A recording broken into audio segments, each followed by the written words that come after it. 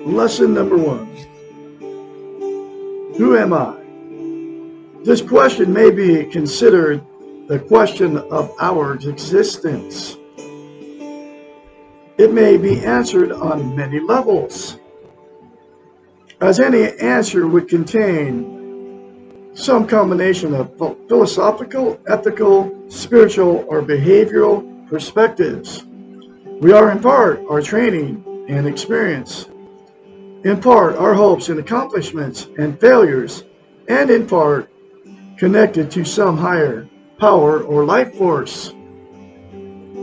We know we have body, mind, and soul, and we often ask this question in reference to one of these aspects of ourselves. We tend to define ourselves in terms of how we look, what we think and know, how we feel, and what we do.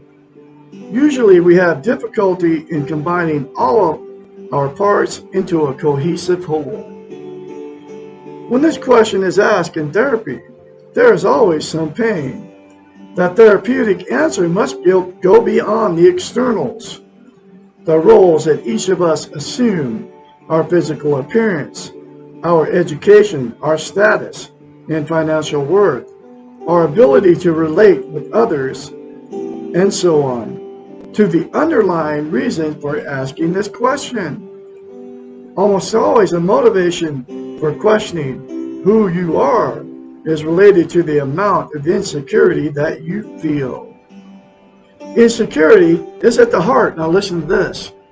Insecurity is at the heart of all emotional dysfunctions and is highly correlated to the physical ailments and spiritual anxieties. Think about that, folks. And the 4 things to yourself in the mirror daily, folks, will make it so that you aren't insecure anymore. Guaranteed. It happened to me. Insecurity means doubting yourself, which in turn produces the inability to trust who and what you are,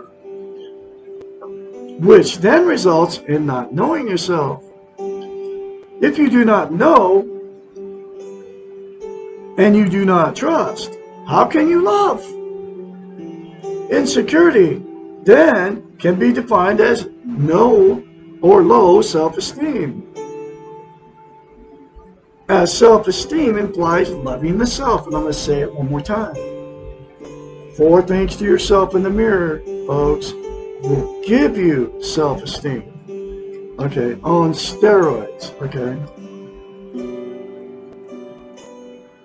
Most of us search for the answer to who am I by looking for the differences between ourselves and others.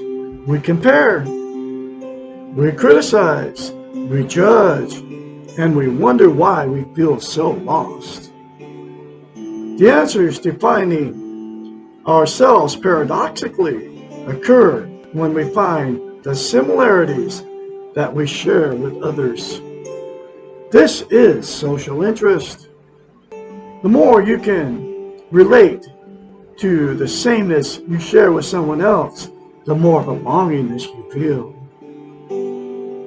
The more encouragement you give and take, the more security you achieve. Therefore, the antidotes to the reasons for asking this first question are found in the development of self-esteem and social interest. And I'm going to say it one more time. The 4 things to yourself in the mirror daily for the rest of your life, folks, will give you self-esteem. It's the answer to life. It really is. I've got it now. The ways and means to develop these 2 attributes will be found in the answers to the following questions. And that's the rest of the book, because this book is written in question form. Why isn't inspiring answers to questions people in therapy ask most? Okay. Now I'm telling you, I gotta say it again. The 4 things to yourself in the mirror daily without fail will give you self-esteem. It will give you security within. It'll give you internal peace. That's why I start every video out by telling you to do that, because every lesson in this book, I call them lessons,